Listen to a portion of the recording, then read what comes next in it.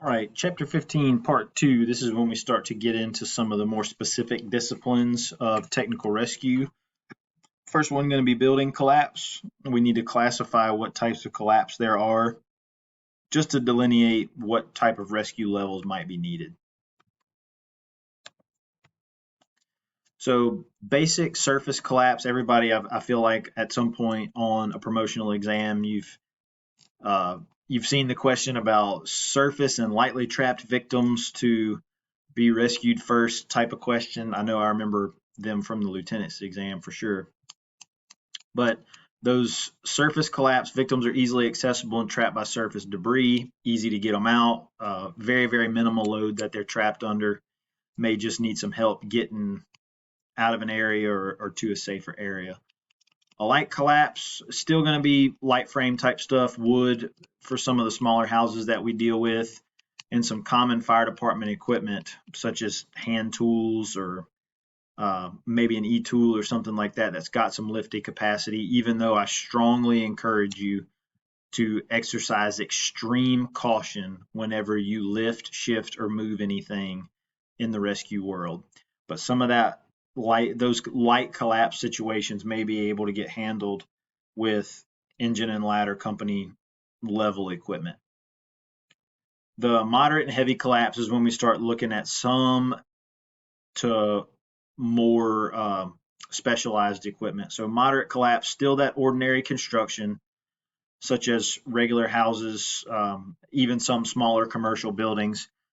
Victims might be trapped by load-bearing members requiring heavy lifting. That's where we switch from that lighter collapse type stuff. Anything with heavy lifting, airbags, could be shoring or strut systems at that point, is not necessarily going to require a special person. It just requires somebody who is trained on the special equipment. That's very, very important. Understanding what can happen in these buildings, knowing that there is going to be an equal and opposite reaction to that lift, becomes super important. It may even require some shoring around the area before that lift. As far as the heavy collapse, some of these situations, even the local USAR teams aren't prepared to handle. It may require some federal assets, large concrete, large reinforced concrete, large steel that it can keep you out from going in, can trap you in for sure, obviously, because you have those victims that are trapped. May require a lot of USAR resources because you may need special cameras and very, very heavy lifting equipment. So these can escalate very, very quickly when you get into that heavy collapse situation. We're not going to spend a whole lot of time on this at all, other than I want y'all to know that there is a search system that is used for structural collapse incidents. We're not going to go down the detailed route.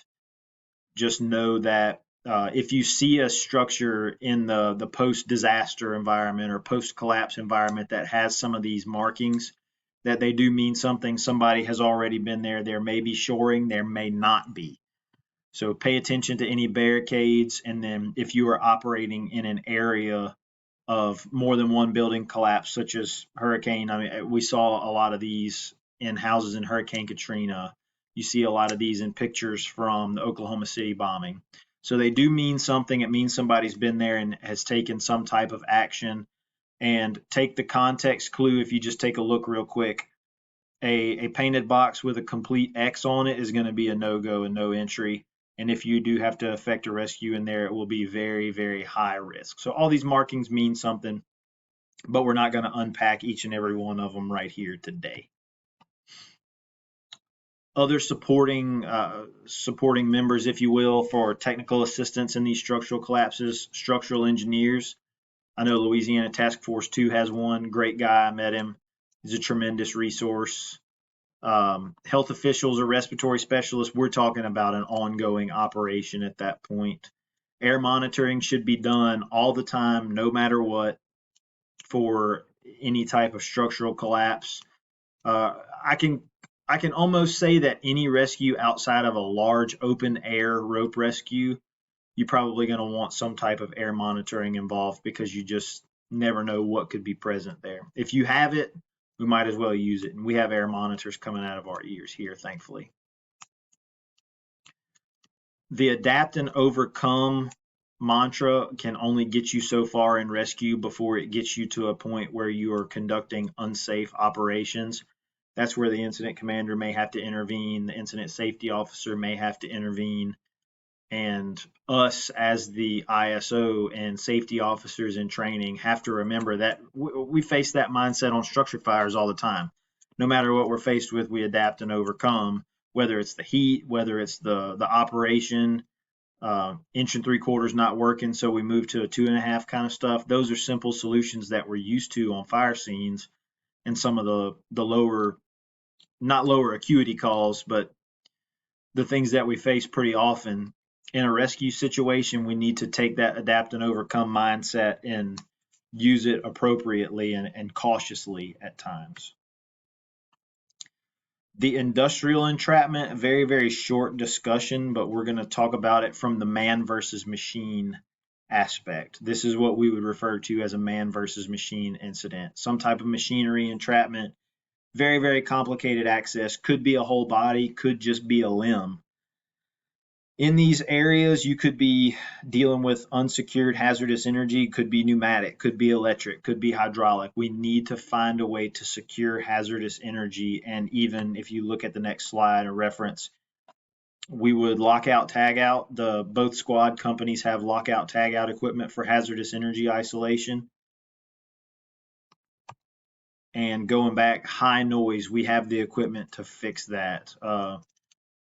If you take a look at this list, it's obviously going to be the most exotic type of rescue because of all the moving parts that could have led up to an arm entrapment or a foot entrapment, a leg entrapment or something like that.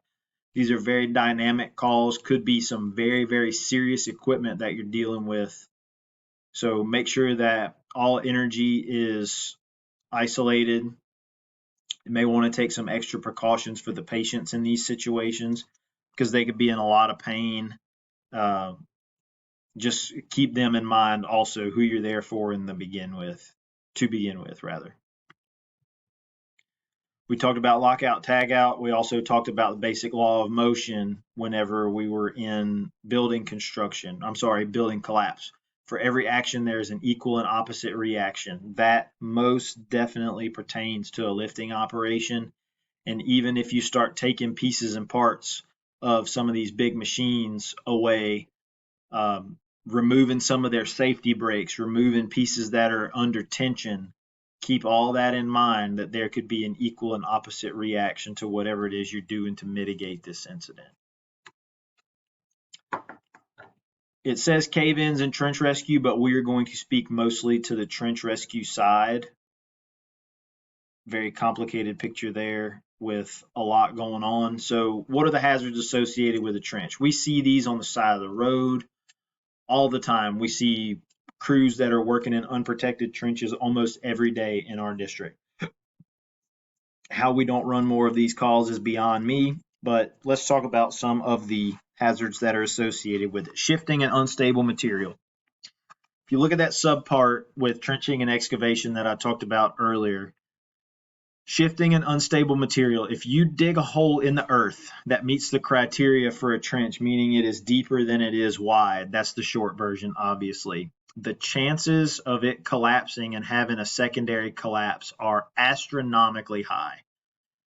Hidden infrastructure that might be in these trenches is essentially utilities, right? Standing water kind of poses its own issues, but utilities that might be running through this, gas lines, water lines, any buried electrical lines, all of that could play a factor into some of the hazards there. Oxygen deficiency, depending on how big it is, what chemicals might be present, may be driving the oxygen out in the area. Weather exposure, y'all can come up with those variables on your own.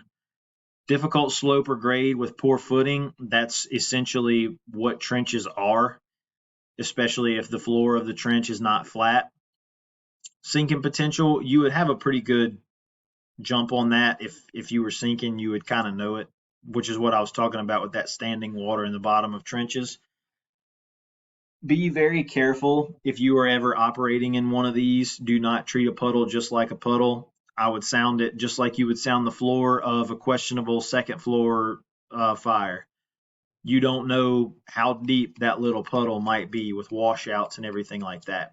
There is potential for secondary collapse, as we talked about earlier, and a massive, massive crush potential there. Okay, 1 yard of dirt, 1 cubic yard of dirt, like the type C soil that we have down here in Louisiana, weigh as much of a small car. So that hitting you, your chances of survival are very, very slim at that point. So there's a lot going on in this picture. There's ground pads everywhere. Those boards that you see these guys standing on, those are made to disperse the weight around the lip of the trench. They have a shoring system in place. Anybody who enters that trench to do any kind of shoring needs to be a trench rescue technician. But they do have the spoil pile moved back so you don't have something that's called a surcharge load sitting there on the lip of the trench. They have their weight distributed pretty easily. And there's also a regulatory requirement there for emergency egress in a trench every 25 feet. So they have 2 ladders there for that working area. So everything's looking pretty good in this picture. But if everything's going according to plan with these contractors and the folks that are working in these trenches, we wouldn't be there. The fire department and emergency services wouldn't be called.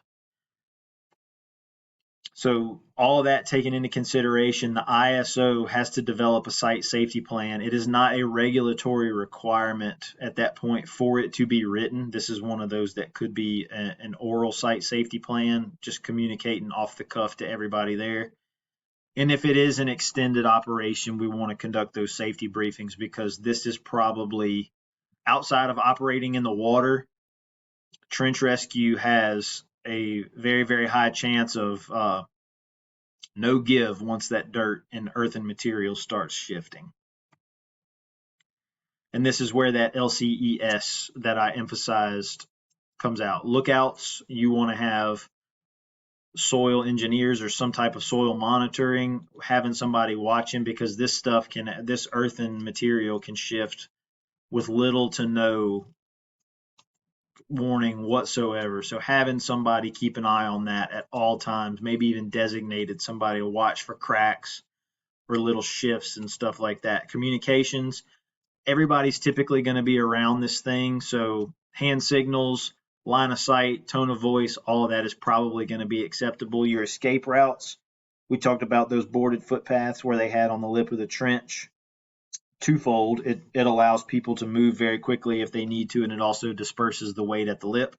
Those ladders are the escape routes for those that are working in the trench itself. And the safe zones are created by the shoring. If you look, the area that he is working to put that strut in there, he's not allowed to go more than waist deep into an unprotected area. So he's working off of that ladder right now because they're still working on the top of those shoring systems. So once that shoring system that he's working on, those fin forms are set and in place, that would be a safe zone for the ones who are in there working.